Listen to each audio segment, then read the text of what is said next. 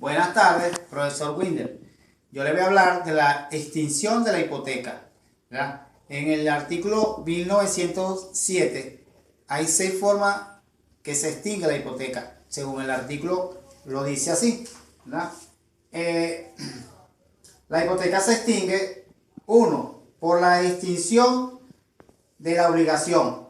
2, por la pérdida del inmueble agravado, ¿verdad?, salvo los derechos conferidos en el artículo 1865, que habla de las expropiaciones y de la servidumbre de paso. 3, por la renuncia del acreedor. 4, por el pago del precio en la cosa hipotecada. 5, por la expiración del término a que se haya limitado. Y 6, por el cumplimiento de la condición resolutoria que se haya puesto en ella. Seguidamente vamos con el artículo 1908. La hipoteca se extingue igualmente por la prescripción, la cual se verificará por la prescripción del crédito respecto de los bienes poseídos por el deudor. Pero si el inmueble hipotecado estuviese en poder de tercero, la hipoteca prescribirá por 20 años. Esto quiere decir, ¿verdad?, que una forma de prescribir la hipoteca es si el acreedor no hace silencio o no inacciona con el deudor.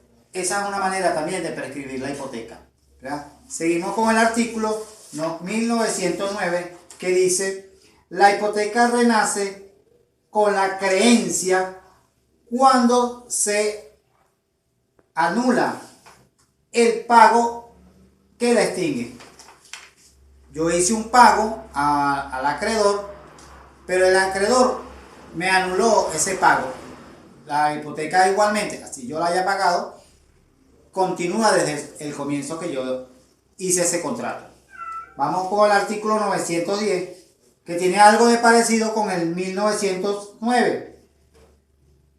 Cuando la hipoteca renace, tiene efecto solo desde la fecha del nuevo registro. En el anterior o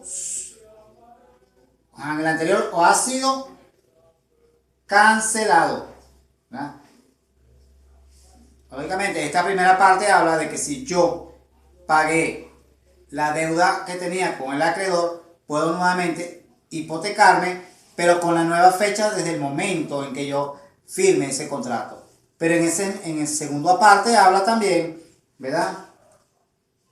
Sin embargo, si se hubiera cancelado la hipoteca dando en pago el inmueble hipotecado y esta operación es anulada, la hipoteca renace retrotrayéndose sus efectos a la época en que se constituyó. Esta parte quiere decir que si por X circunstancias yo entregué en calidad de pago un inmueble, pero no cubre las expectativas del crédito que yo tengo, ¿verdad?, o el acreedor no me recibe ese pago, la hipoteca vuelve atrás desde el comienzo y continúa la deuda tal como se confirió en el primer momento. Ahora vamos a hablar del artículo 1911. La cosa hipotecada que se vende en remate judicial con citación de los acreedores hipotecarios pasa al comprador después que se pague el precio libre de gravamen de hipoteca sobre ella, repuntándose que dicho gravamen se haya trasladado al precio de remate. La venta en remate judicial no hace fenacer la acción reivindicadora que tenga un tercero sobre la cosa que se remate con el concepto de pertenecer a la cosa en dominio. En la primera parte quiere decir, ¿verdad?, que si yo compro en un remate judicial alguna cosa, vamos a llamarlo de esta manera, un inmueble, pero si yo no lo pago, ¿verdad? Ese bien no va a ser mío. Pero una vez que yo lo pague, ¿verdad? Yo voy a recibir ese bien libre de cualquier deuda que ese bien tenga. Pero no así, ¿verdad? No quiere decir que si ese bien tiene una hipoteca de segundo grado, esa tercera persona no pierde sus acciones contra la persona que sea el dueño de la deuda que obtuvo con el acreedor. Ahora vamos a pasar del 911 al 1912, que es el último artículo.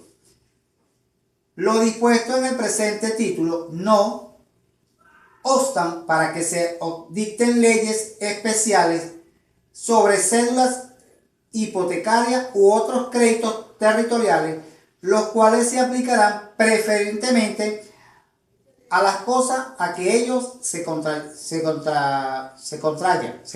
Perdón. Esto quiere decir que el legislador puede hacer leyes, nuevamente, bien sea para parcialmente anular este artículo, modificarlo, pero siempre va a ser preferiblemente a como se contraigan en los contratos. Siempre van a favorecer a ellos. Muchas gracias, profesor Winder. Espero que mi exposición haya cumplido sus exigencias en su materia. Hasta luego.